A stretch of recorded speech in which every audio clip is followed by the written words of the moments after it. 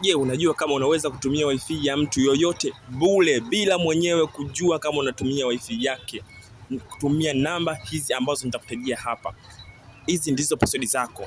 Na si kutumia tu, unakuwa na uwezo hadi wa kumcontrol huyo mtu mwenye wifi yake.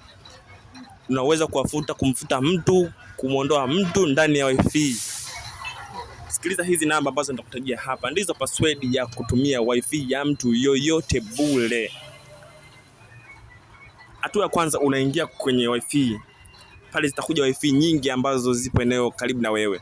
Ya kwanza utasearch, utabonyeza wifi ambayo wewe unaitaka kuitumia. Baada ya kubonyeza itadai password. Kwenye password utaandika namba hizi ambazo nitakutajia. Ya kwanza ni namba 7. Baada ya kuandika namba 7 utakaa dakika 1.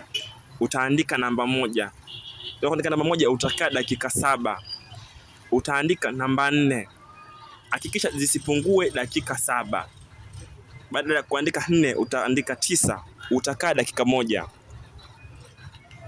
Baada ya kuandika 9, ukishakaa hizo dakika 1, andika 2. Kaa dakika 3.